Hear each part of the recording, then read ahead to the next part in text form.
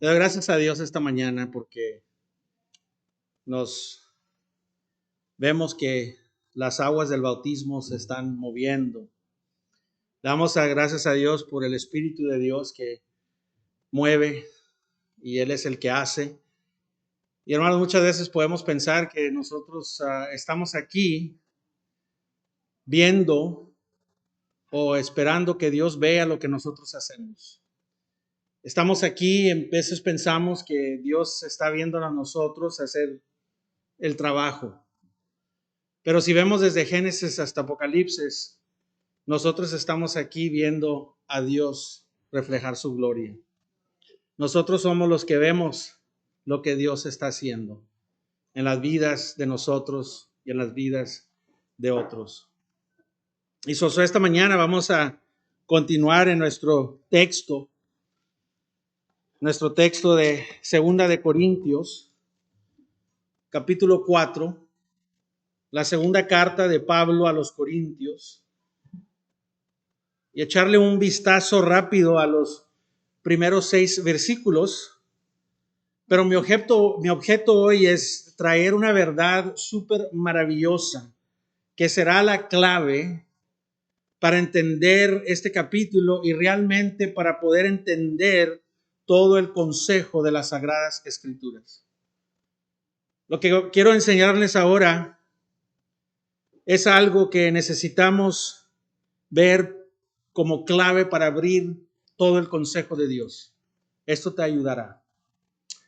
Y los que tomaron el taller de las clases inductivas, se acuerdan que hay que preguntar la pregunta viendo este texto.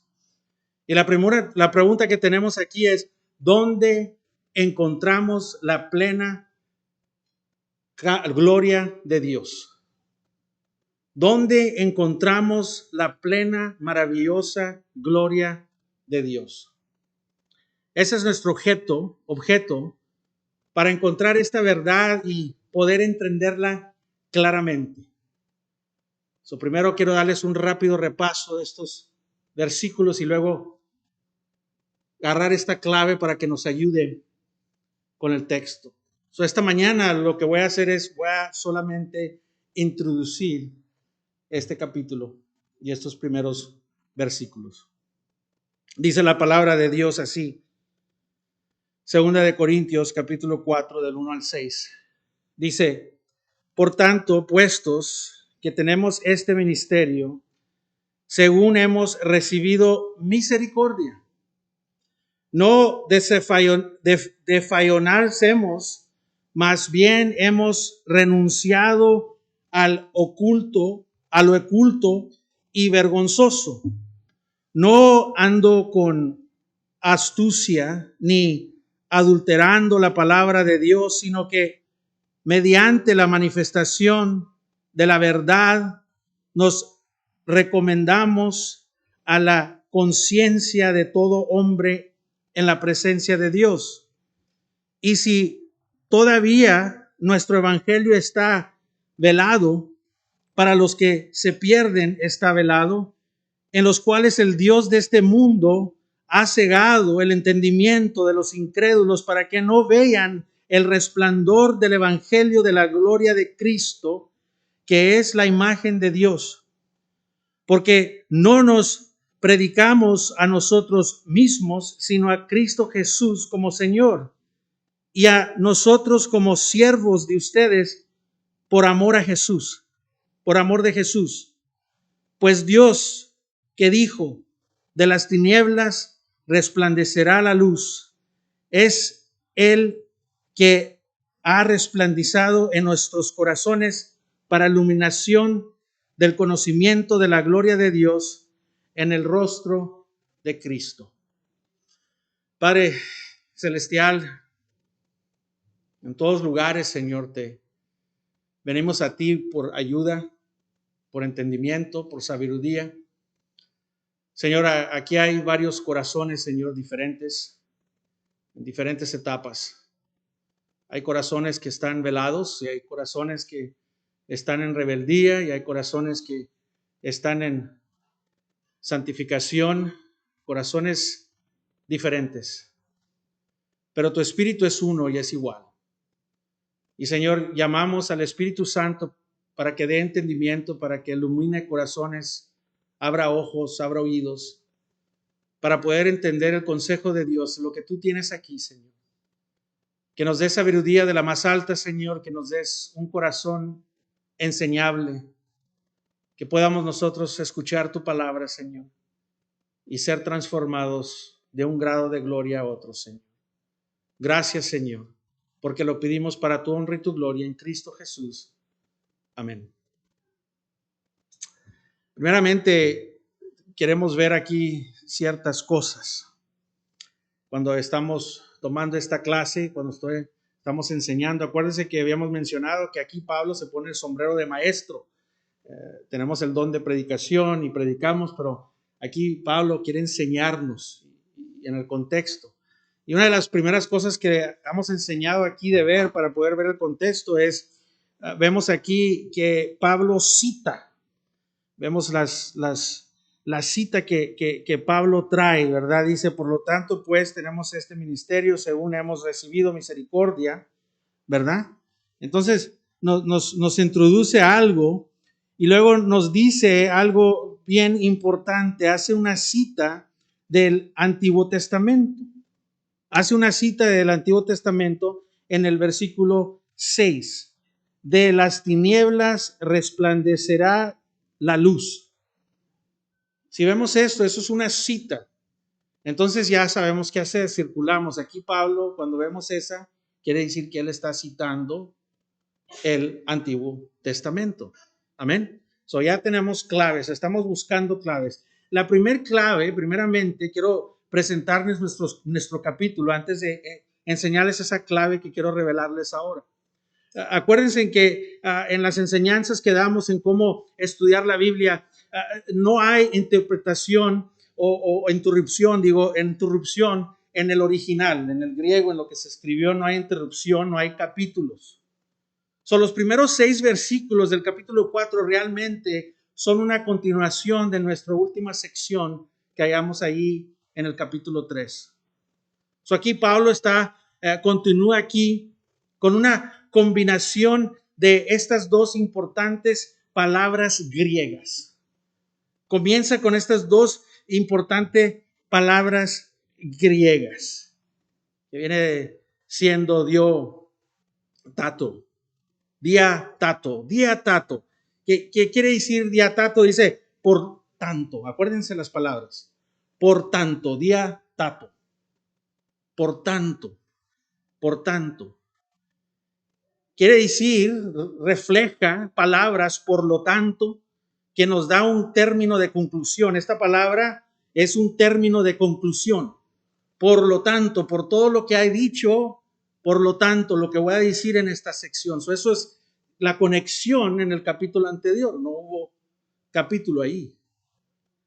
Por lo tanto, significa por esta razón o a causa de esto. Y se refleja al capítulo anterior o se refiere al capítulo anterior donde Pablo presentó un gran resumen. Si se acuerdan, en la sección anterior, Pablo, y aquí se está refiriendo otra vez, Pablo hace un resumen de la gloria incomparable del ministerio del nuevo pacto en comparación del ministerio mosaico bajo el Antiguo Testamento. Si se acuerdan, se hizo una comparación que Pablo nos dio inmensa.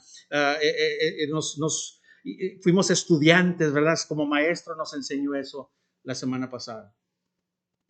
Así que Pablo aquí señala al nuevo pacto, que si ven arriba el versículo 18 del capítulo 3, de ahí es donde dice, por lo tanto, todo esto que dije. Por lo tanto, dice Pablo, ¿verdad? Y si ves el versículo 18, pero todos nosotros con el rostro que descubierto, contemplando como un espejo la gloria del Señor, estamos siendo transformados en la misma imagen de gloria en gloria como por el Señor el Espíritu. Eso Pablo se está refiriendo hacia eso. Aquí es donde Pablo encuentra toda su resistencia, su fortaleza sus fuerzas de victoria en su vida en el ministerio del nuevo pacto. Aquí es donde él halla esas fuerzas. Es fácil ver que los ministros del evangelio pueden ser fácilmente desanimados. Se pueden desanimar. Es fácil que pierdan corazón, que se apachurren, que se agüiten, como se dice. Hemos visto todo lo que Pablo está enfrentando, ataques contra su carácter. Hemos visto ataques contra si es legítimo su apostolado. Hemos visto ataques contra la eficiencia de su ministerio. Y aparte de todas las pruebas y tribulaciones y sufrimiento que tenía. Ahora, recuerda que en cierto sentido, todos los creyentes son ministros, en cierto sentido, no nomás los pastores. Estas instrucciones también nos aplican a todos nosotros. El apóstol sigue defendiendo las pretensiones contra su oficio, especialmente contra lo que lo acusaban de falta de sinceridad y de jactarse a sí mismo o comendarse a sí mismo. Pablo nos da un maravilloso ejemplo al acreditar la misericordia de Dios por la eficiencia que tuvo su ministerio. Si hay éxito, sea grande o sea chico, Pablo reconoce que todo es por la misericordia de Dios. Todo es por la misericordia de Dios. Es importante ver este ejemplo, hermanos. ¿Por qué? Porque pues como iglesia, como miembros, como cuerpo, cada quien tiene su rol, cada quien tiene su manera de servir, su ministerio, no nomás el pastor o los líderes. Y es importante este ejemplo porque todavía tenemos que lidiar con esta carne que le encanta que la alaben y le encanta reconocimiento. Le encanta aturbirse el mérito y por lo tanto siempre debemos estar atentos y examinar si nuestro reino es el que estamos admirando o es el reino de Dios el que estamos admirando. Me gustaría meter a todos al agua y bautizarlos y salgan una paloma blanca y perfectos. Comenzando con mis hijos, ya no preocuparme de ellos. Pero no es la situación. Todavía hay que pelear esta carne. Y tenemos que tener conciencia de eso. Ahora ya podemos ver, ya el velo se ha quitado y sabemos que en la carne podemos nosotros construir nuestros propios reinos. Ahora ya no estamos ciegos a eso. Ahora podemos decir, no, Señor, me levanto ahora. Y yo sé que en veces me salgo de lo que debo hacer, Señor. Ayúdame a seguirte a ti, no a mí. Ahora ya tienes poder. Porque ahora ya tienes comunicación con Dios, ahora ya puedes pedirle, ya el velo se ha quitado, puedes venir, Señor, esta carne, lo que debo de hacer, no lo hago. Y lo que no debo de hacer, lo hago. Pero gracias a Dios, en Cristo Jesús, que ahora tenemos el poder del Espíritu de Dios que vive en nosotros. Y le dice a la carne, no. Antes estábamos ciegos y no podíamos decir no. Y ahora podemos decir no. Es importante ver lo que Pablo nos está enseñando aquí. El ministerio del nuevo pacto es todo por la gracia de Dios, no por lo que nosotros hacemos. Pablo estaba muy consciente de que Dios lo puso en este ministerio. Consciente de eso. Bien consciente. Me recuerda de este texto aquí en Timoteo, primera de Timoteo, si quieren ir, para que vean. Es el testimonio mío. Y cuando lo leí me di cuenta, ¿verdad? Que eso es lo que yo tenía en mi corazón porque Dios lo había puesto ahí. Dios lo había puesto ahí. Primera de Timoteo, capítulo 1, comenzando en el versículo 12. Doy gracias a Cristo Jesús nuestro Señor, que me ha fortalecido, porque me tuvo por fiel, poniéndome en el ministerio. No, Él se puso. Aún habiendo sido yo antes blasfemo, perseguidor y agresivo, sin embargo, se me mostró misericordioso porque le hice por ignorancia en mi incredulidad. Yo estaba ignorante, estaba en incredulidad, pero Él me rescató de las tinieblas y me puso en la maravillosa luz y me llamó al ministerio. Y cada uno de ustedes que ha puesto su fe en Cristo, cada uno de ustedes que ha sido regenerado, cada uno de ustedes que ha tenido el milagro de una nueva vida en Cristo, Dios los ha sacado de las tinieblas y los ha puesto en la maravillosa luz para el servicio y el ministerio de Cristo Jesús. Están ahí cada uno de ustedes para servir, no porque ustedes se pusieron ahí, sino porque Dios los puso ahí. Así que, versículo 1, versículo 2, ahí en esos dos versículos, vemos como Pablo predica el evangelio más glorioso. Ahí lo que nos dice Pablo, cómo lo predica. No desminuyándolo, ¿verdad? Sino lo hace con valor y autoridad. Pablo predicaba su evangelio vigorosamente. Pablo siempre consideró la grandeza de su llamado y esa fue su fuente de enfrentamiento a todas las cosas de dificultades en su vida. Esa es la victoria que él tenía, eso es lo que le daba la fuerza, que él entendía que era un grandioso llamado. Sabía el valor. Spurgeon dice, el predicador debe hablar en el nombre de Dios o callarse. Hermano mío, si el Señor te ha enviado con un mensaje, si el Señor no te ha enviado con un mensaje, vete a la cama, o vete a la escuela, o cuida tu granja. Pues, ¿qué importante lo que tengas que decir tú mismo? No hay. Si el cielo os ha dado un mensaje, pronúncialo como debe haber, como la boca de Dios. Pablo predicó sin ninguna agenda oculta y predicó con humildad. Sabía que el glorioso llamado al ministerio no se debía a sus propias obras, sino a la misericordia de Dios. Él no predicó un evangelio corrupto. No, echándole agua al producto, disminuyéndole, sino anunció la verdad y la palabra de Dios.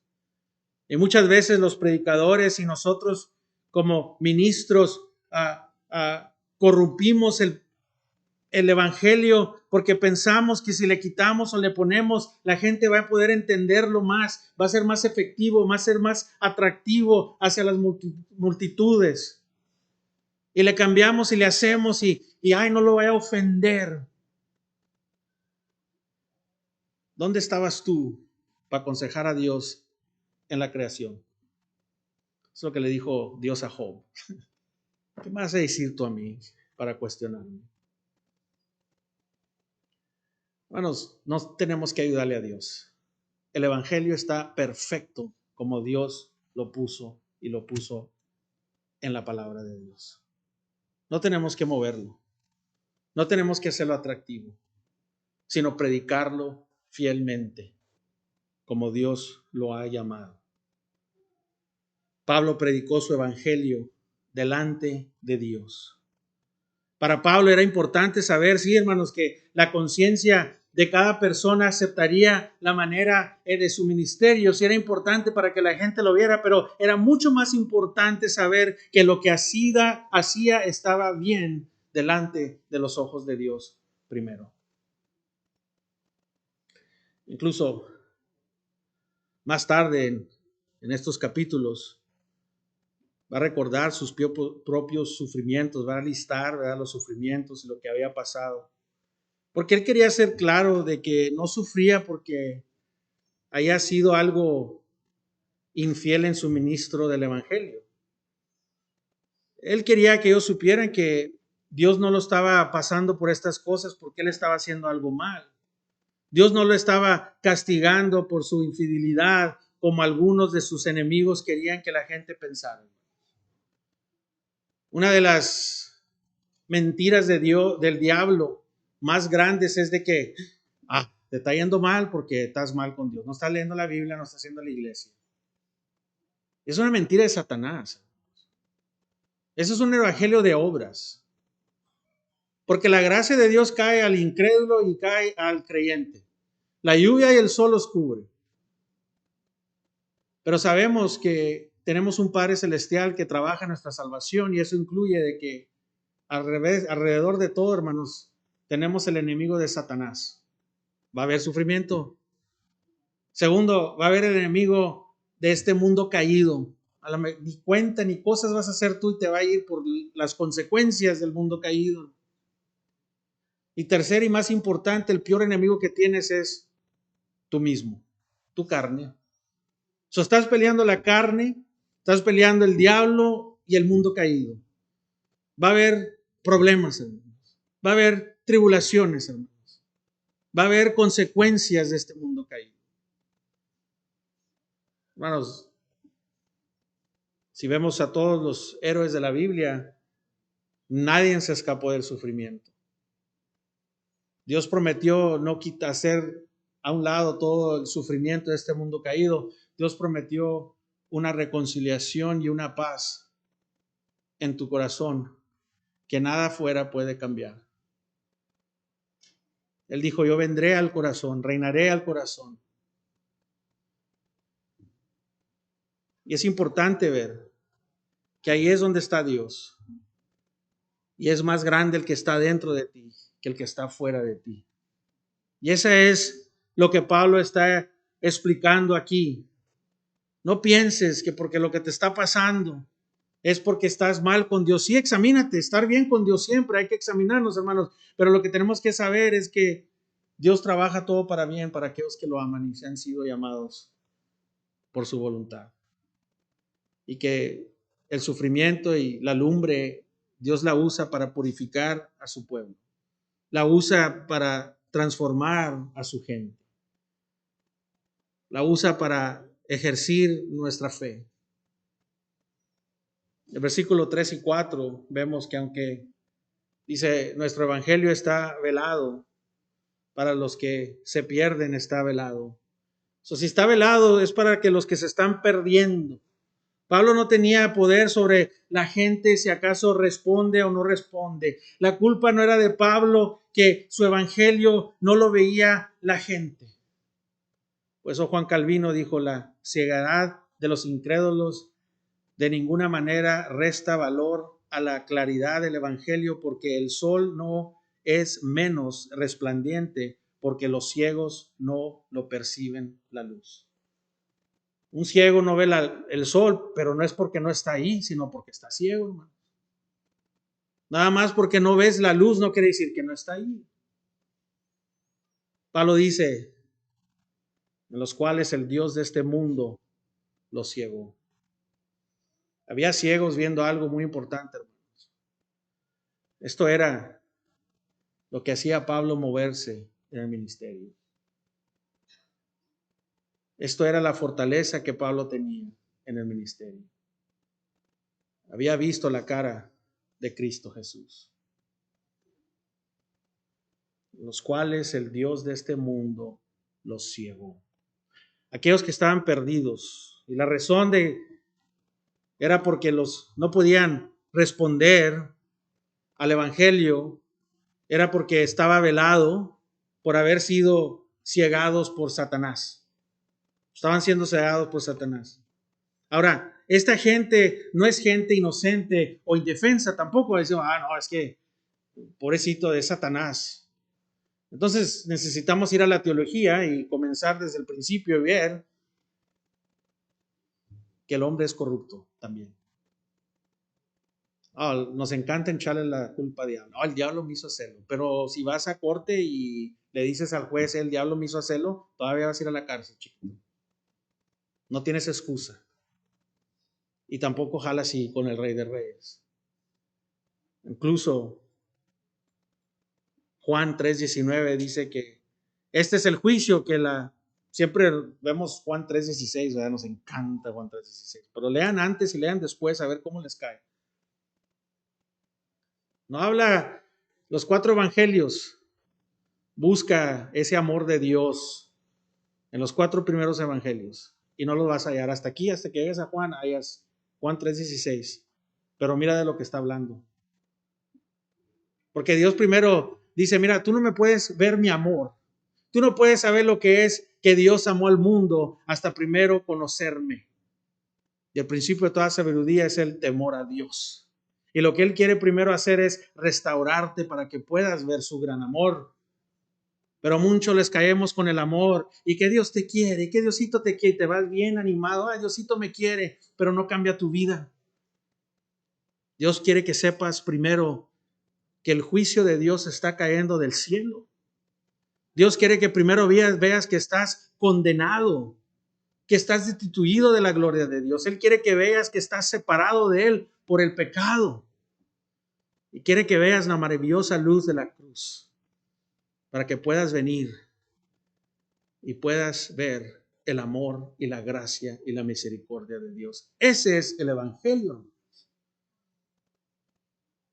Juan 3:19, léanles. Este es el juicio, que la luz vino al mundo y los hombres amaron más a qué, hermanos, a las tinieblas que a la luz. Ahí no tuvo nada que ver Satanás, porque sus obras eran ¿qué? Malas. Aunque los hombres aman las tinieblas y escogen las tinieblas, arriba de eso, Satanás trabaja duro para mantener ciegados al glorioso evangelio de la luz y salvación en Jesucristo. Satanás no solo trabaja en el corazón y en las emociones de los perdidos, sino que su arma principal es entrevillar o meterse en la mente de la gente. Ahí está la mente. Por eso dice la palabra de Dios que tenemos que tener nuestras mentes captivas. Se nos va al rollo. Y nos hacemos historias y conocimientos y pensamos. Y ahí es donde comienzan los problemas. Ahí estás viendo la novela. Porque ahora, pues, hombre o mujer, que se queda en la casa, no sé. O si los dos trabajan, van al trabajo. Y si no es la novela en la televisión, es la novela en el trabajo. De que, oye, ¿viste que este anda acá poniéndole los cuernos a fulana? ¿O fulano? Y ahí estás con tu mente en el chisme de la novela o en el chisme trae todo el día. Y luego ya después vas y tu mente se va. Y, oye, pues si mi esposo anda mal también, o ya se te meten cosas en la cabeza y llegas y nos agarran a cachetadas y no hicimos nada. O un sueño, ¡pum! Ya sé por qué fue, pues soñé que fuiste infiel, chihuahua. Nuestras mentes se van, hermanos. Oye, no me saludó, fíjate, no, a mí me cae mal ahora. No saben ni qué problemas traen. Nuestra mente se va, ¿viste cómo se me hizo? ¿Viste cómo? Y se va la mente, hermanos. Pensamos cosas que ni están. El diablo ahí está. Tú puedes hacer como Dios. Tú puedes ayudarle a Dios. Sara, ve, ayúdale a Dios. Abraham ya tiene la promesa. Ayúdale. Y se va la mente. Y Abraham, muy obediente, ok. Se va la mente. Y eso es donde el diablo, esa es su arma principal, es la mente. Toda la cochinada que nos metemos en los teléfonos, en las películas. Todas las cochinadas que oyemos, las canciones que oyemos. Todas las cosas que vemos de este mundo que entra, porque ahí está en la mente. Y Dios dice, santifica tu mente, renueva tu mente. No te conformas a este mundo, sino renueva tu mente. Satanás trabaja en la mente. Por eso también Dios ha elegido la palabra transmitida en el Evangelio, porque la palabra toca nuestra mente y puede tocar la mente de al que el Dios de este siglo ha ciegado. El Dios de este mundo, el Dios de este mundo. Hay un sentido significante aquí que podemos ver nosotros, importante. Podemos ver aquí que en sí, en un sentido, Satanás aquí nos dice que es el gobernador o el rey de este mundo, ¿verdad?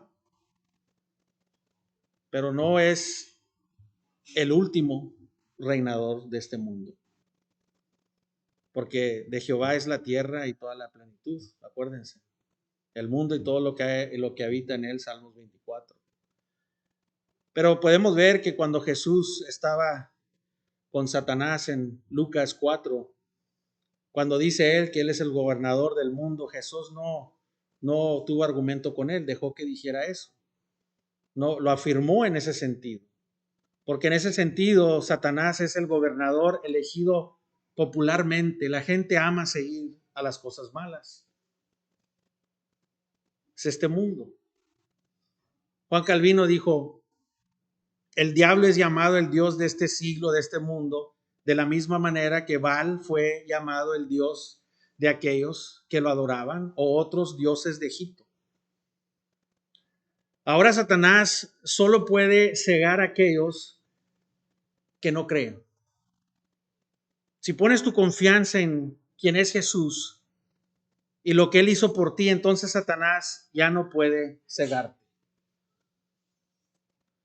Ver a la luz del Evangelio de la gloria de Cristo es ser salvo. Ahora versículo 6. Y este es el tema y la pregunta de esta mañana. Esta es la clave. El versículo 6 dice así. Pues Dios que dijo, de las tinieblas resplandecerá la luz. Acuérdense, esa es una cita. Lean las señalitas esas, quotes. Es el que ha resplandecido en nuestros corazones para iluminación de conocimiento de la gloria de Dios en el rostro de ¿quién? Cristo. Cristo, hermanos. Wow. ¿Dónde, hermanos, encontraremos la plenitud de la gloria de Dios? Entre más veo yo las escrituras, entre más veo el Evangelio, Pablo decía que lo considera todo basura más que conocer a Cristo y al crucificado.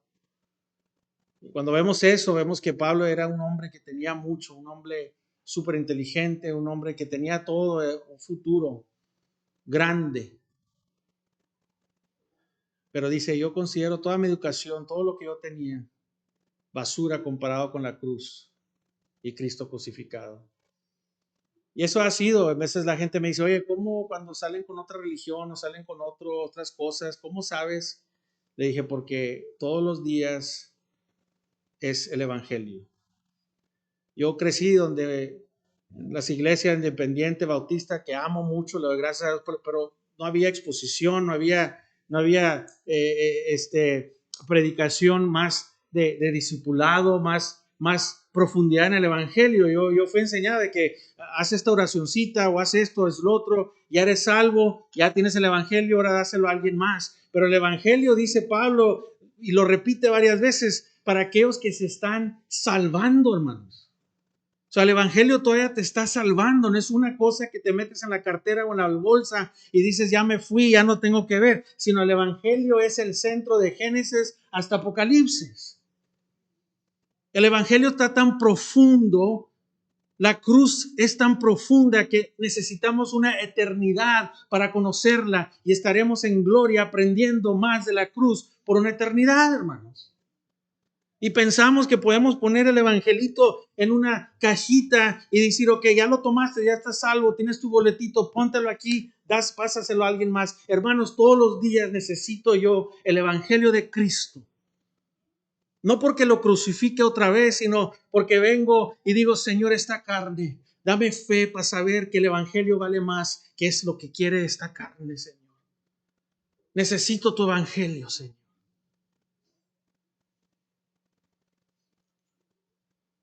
Y entre más veo el evangelio y pienso que ya tengo, ok, ya lo agarré, me hundo más en la gracia de Dios, en la misericordia de Dios.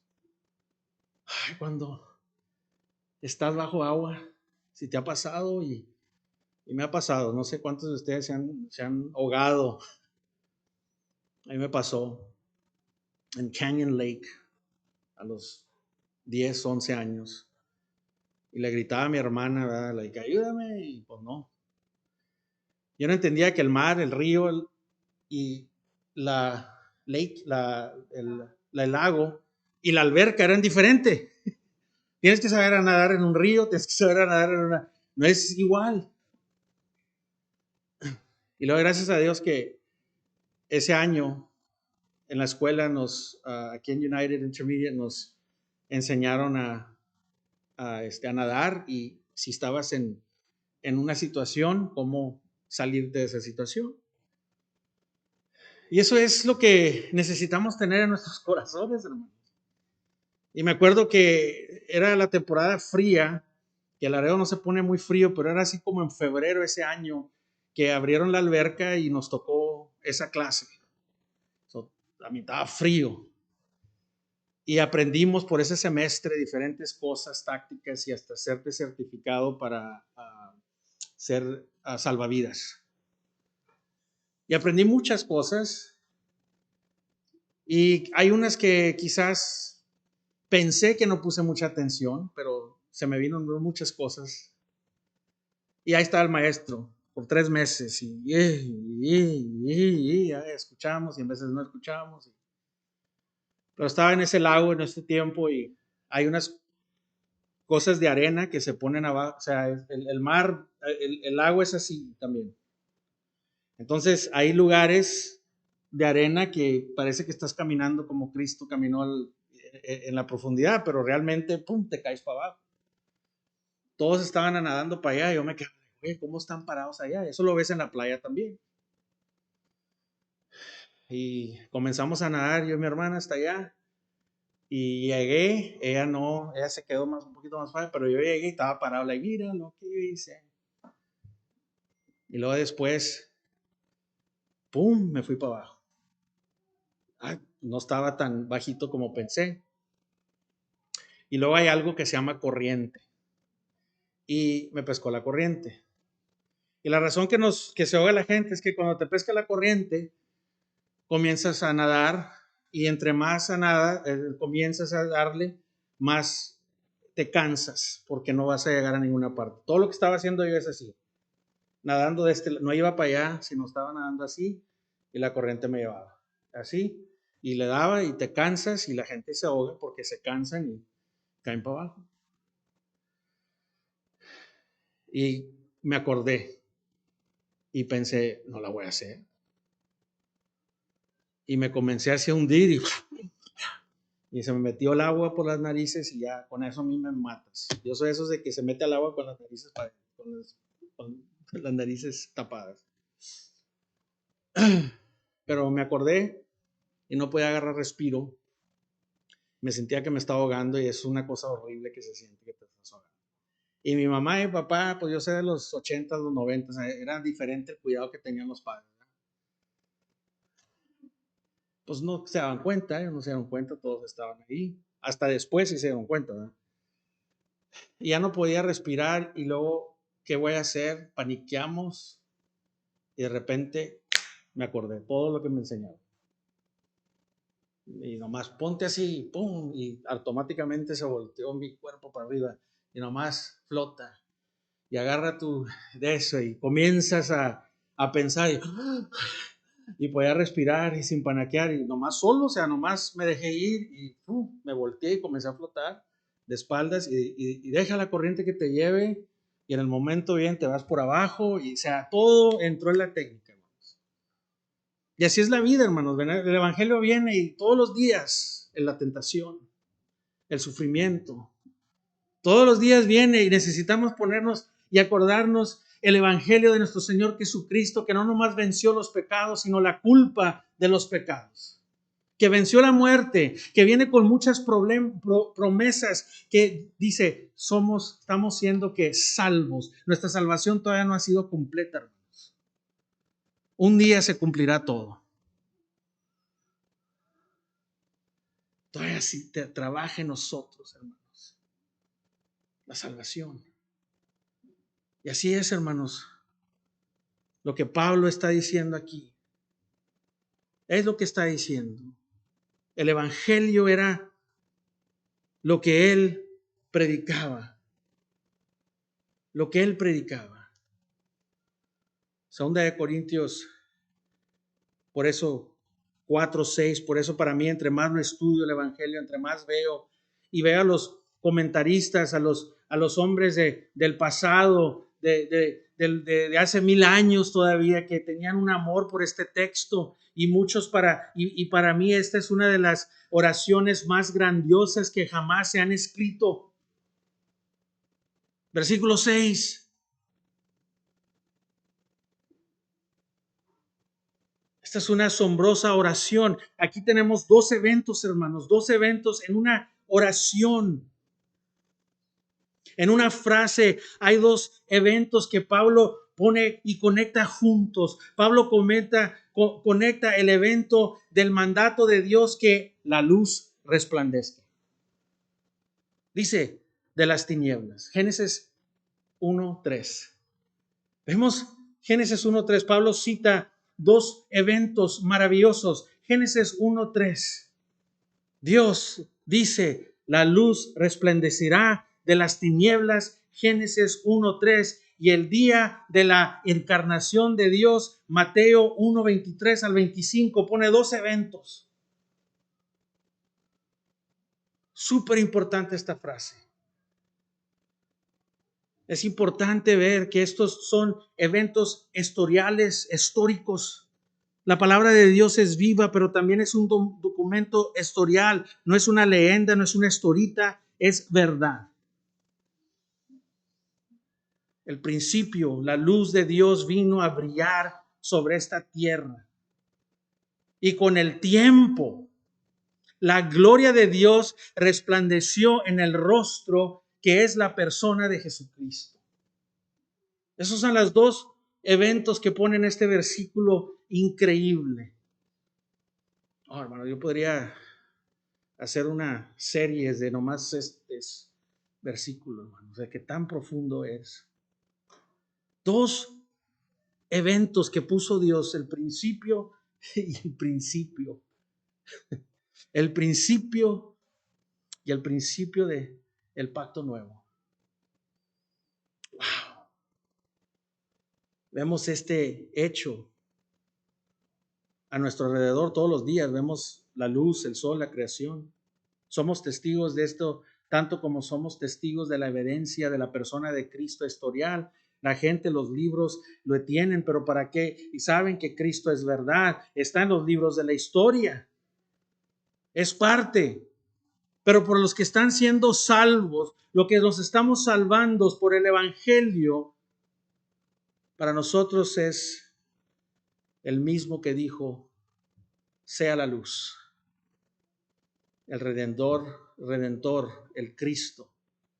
Así que aquí tenemos 2 de las más grandes verdades históricas: la creación del mundo y la encarnación de Dios. Juan, de voladita, vamos a Juan capítulo 1. Y dice así el versículo Juan 1:14, dice, el verbo se hizo ¿qué? Carne. Y habitó entre nosotros y vimos su ¿qué? Gloria. Gloria como del unigénito del Padre, lleno de gracia y de verdad. Juan dio testimonio de él y clamó: este era del que yo decía, el que viene después de mí es antes de mí, porque el primero que yo es primero que yo. Mira el 17, hermanos. Mira el 17. Porque la ley fue dada por medio de ¿quién? De Moisés. La gracia y la verdad fueron realizadas y hechas por medio de ¿quién? Jesucristo. Es lo que estaba diciendo Pablo anterior, el antiguo pacto y el nuevo pacto. Entonces, ¿dónde encontraremos esta gloria de Dios que ha resplandecido? Desde el conocimiento de la gloria de Dios. Aquí habla la Biblia de tres glorias. Hay la gloria humana, que es la gloria, y hay la gloria humana, la gloria natural, y hay la gloria eterna. Esas son las tres glorias que vemos en las Escrituras. La gloria humana es la gloria de todos los lugares, de todos los reinos del mundo. La gloria del genio, de la inteligencia del hombre, de la fuerza y del poder de reyes, de humanos, de los que reinan al mundo. Ese es el reino que Satanás ofreció a nuestro Señor Jesucristo cuando lo llevó al alto monte ahí en Mateo capítulo 4 y le dijo a Cristo: todo esto te lo daré si acaso ¿qué haces? ¿Me alabas? ¿Te arrodillas y me alabas? Te doy todos estos reinos. Ese es el reino, primer reino del hombre. El reino natural es otro reino. Ese es el reino hermoso de la creación. Pero le agrego esto, es un reino temporal. Nos hemos enamorado de la creación. Pablo dice en Romanos 1. Nos enamoramos de esta hermosa creación, de lo que Dios ha creado. Nosotros, el mundo, la inteligencia, la ciencia, y lo cambiamos por la gloria de Dios. La gloria de Dios se nos olvida, el que dio la bendición, y nos enamoramos de la bendición. Eso es lo que pasa, hermanos. Llegamos a un punto donde nos enamoramos de las bendiciones, de lo que Dios nos ha dado, y se nos olvida aquel que nos dio todo. Ni a su hijo escamó, ni a su hijo lo hizo a un lado, sino dio todo. Ese es el evangelio, hermanos. Aunque nosotros lo negamos y lo rechazamos, aunque somos sus enemigos, Cristo murió por nosotros. Amén. No lo vas a hallar en ninguna parte. El reino natural es esta creación temporal que como reconoce el salmista, declara la gloria de Dios, manifiesta la obra de sus manos. Es esta asombrosa creación de los cielos y de la tierra y de todo alrededor, pero es un reino que pasará también, igual que el reino del hombre. Y finalmente la Biblia habla del tercer reino, que es el reino eterno. El reino del hombre pasará, los cielos y la tierra pasarán, pero la gloria de Dios, que es en Jesucristo, permanece para siempre. Esta es la misma gloria de la que Pablo está hablando aquí en el versículo 6. Entonces, ¿dónde la buscamos? ¿Dónde la hallamos? No la encontramos en la creación, no la podemos encontrar en los reinos materiales, hermanos. Incluso Job, por muchos años, conocía de Dios, le daba sacrificio a Dios, vivía en una forma que le daba gratitud a Dios, pero aún dice Job, oí de él, pero no lo conocía hasta que no se puso cara a cara con él. Y por eso Pablo dice, mira, estamos todos en excusa. Por la creación que Dios ha hecho, nos enseña que hay un creador, pero aún así no podemos ver la gloria de Dios completa. Vamos a estar sin excusa porque sabemos que alguien nos creó y no lo fuimos a buscar. Pero ahí no la hallamos tampoco, hermanos. No la encontramos. Pero si vamos a encontrar y conocer a Dios, realmente solo podemos conocerlo de ninguna otra manera que no sea la encarnación. Dios hecho humano, Dios en la carne, la gloria de Dios en el rostro de Jesucristo. Ahí en la gloria de Dios, en el rostro de Jesucristo, nos encontramos amor, gracia, perdón de los pecados. Encontramos ahí el poder de Dios resucitando de los muertos. Pablo había visto esta maravillosa gloria de Dios. Él fue judío. Él fue enseñado el único verdadero de Dios. Él lo vio en la palabra de Dios. Vio el único verdadero Dios. Él fue confrontado por la ley. Era seguidor de la ley. Miraba la maravillosa palabra, pero sin embargo no encontró la gloria de Dios hasta que fue interrumpido por Cristo Jesús. Encontró la gloria de Dios en la persona y en el amor, y en la gracia, en la compasión y en el ministerio, en la muerte, en la resurrección de nuestro Señor Jesucristo. Era una gloria que se encuentra en la humildad. Jesucristo compartió con los pobres de la gente, con la pobreza de la gente, y incluso lavó los pies de los discípulos. Lo vemos en su cruz, donde se manifiestan todos los atributos de Dios. Y lo encontramos en la resurrección de nuestro Señor Jesucristo que vive. Y en su gloriosa ascensión, cuando ascendió y regresó a los cielos, está ahí. Y lo vemos, esta maravillosa gloria en su intercesión a la destra del trono de Dios. Y lo vemos en su gloria. Lo encontramos en el día triunfante, cuando Él regrese con los santos y con todos los ángeles del cielo y venga a reinar aquí.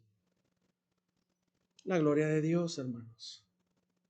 La gloria de Dios la vemos ahí. Uno más. Hebreos capítulo 1, versículo 3.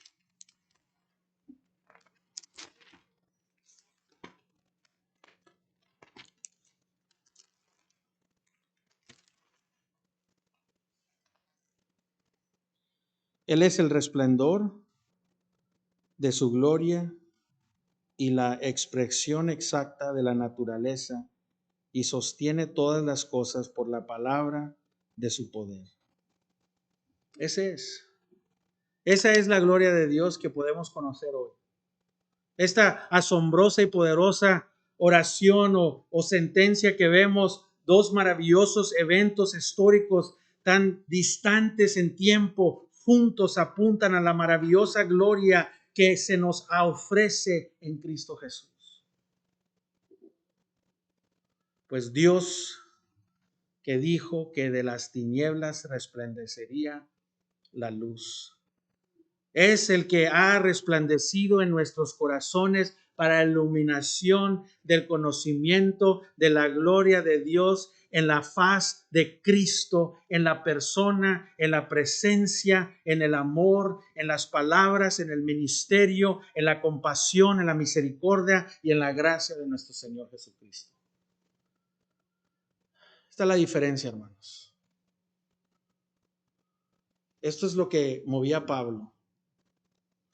Esto es lo que mueve a los ministros de Dios, que son separados, porque hay ministros y hay ministros.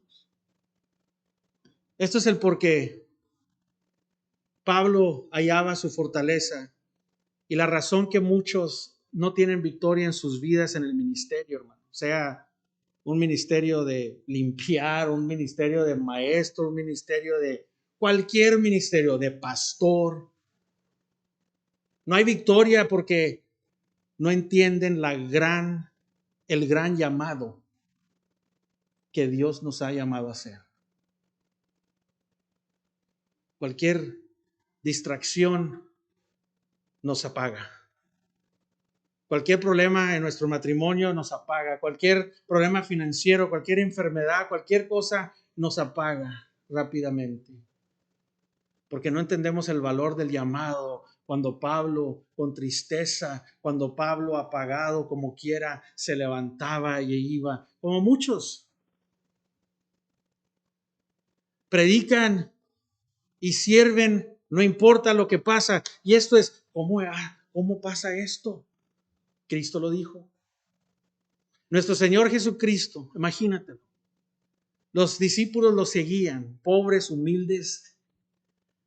Pues ellos esperaban que Cristo fuera el rey, el gran general y lo sacara de la esclavitud del imperio romano. Y finalmente Cristo llega a un punto donde tiene a miles y a miles de gente siguiéndolo. Y los discípulos ya hasta se están peleando quién va a ser tu mano derecha. Ven y dicen, wow, ok, oh, ahora sí tenemos una iglesia, ahora sí tenemos un reino. Y en ese momento que está en lo más alto Cristo de sus seguidores, en ese momento que voltea y ve tanto seguidor, se voltea y dice las cosas más inesperables. Los discípulos se rascaban la cabeza.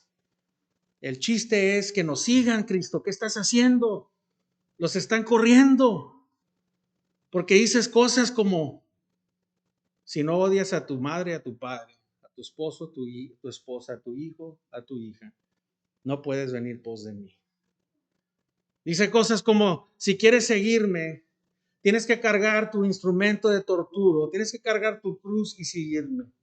Dice cosas como, angosto es el camino, no todos lo seguirán. Y los discípulos rascándose la cabeza. No era porque Cristo quería que odiaras a tu madre, a tu padre, a tu hijo. No. Era porque Él sabía que en la vida de nosotros, en el futuro, nuestros cónyuges, nuestros hijos, nuestras familias y las cosas de la vida van a competir con Dios. Y Dios no quiere competir número uno con nadie. Él quiere que los sigas completamente. No era que los odiaras, Él nomás quería dar un retrato de qué tanto puede venir eso entre tu relación con Dios. No quería que fueras negligente a tu familia o a tu esposo, a tus hijos. Ese no era el punto. Un retrato de que seguirme va a ser difícil, pero es temporal tu sufrimiento.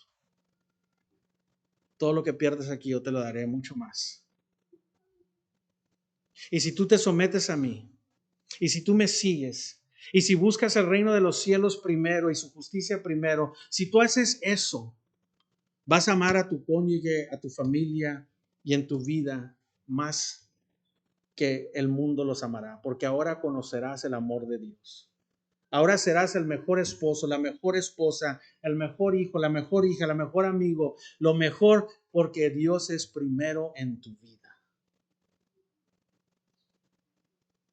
Entonces impactarás. Quiero que mis hijas, quiero que la iglesia puedan ver que no importa lo que pasa fuera de mí, lo más importante es que Dios me ha llamado, el llamado que Dios me ha dado, y es predicar el evangelio de nuestro Señor Jesucristo. Yo ya no quiero felicidad, hermanos. La felicidad, todo lo que es circunstancia. Eres feliz si tus circunstancias están bien. Soy feliz si mi cónyuge me trata bien, si mis hijos están bien, si mis finanzas están bien, si mi salud está bien. Es felicidad cuando me dan el trabajo que quiero, cuando me dan las vacaciones que quiero, cuando me dan felicidad de circunstancia. Yo quiero gozo, paz y amor verdadero que nomás se halla en Cristo Jesús. Ya no tienes que andar buscando algo que te llene. Miserables buscando y nada nos llena, siempre estamos miserables.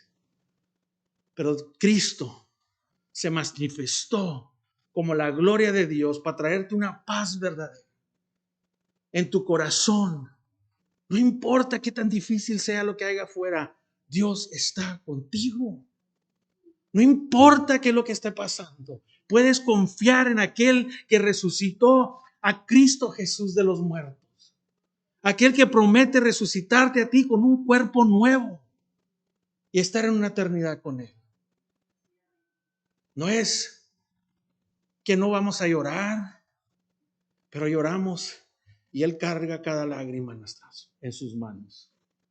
No es que no vamos a sufrir y tener tiempos difíciles, pero ahora es, yo voy con Cristo. Nadie más me puede ayudar más que mi Cristo. Nadie más puede hacer los milagros que le estoy pidiendo más que mi Cristo. Él está trabajando las cosas. Y yo tengo que ser fiel para que mis hijos vean que yo tomo en serio el llamado, para que ellos puedan tomar en serio el llamado. Ese es el punto, hermanos. Que Pablo pudo hacer eso por la maravillosa gloria de Dios. Este texto dice que esa manifestación, esa gloria de Dios en Cristo nos ha resplandecido, nos ha alcanzado, ha brillado en nuestros corazones.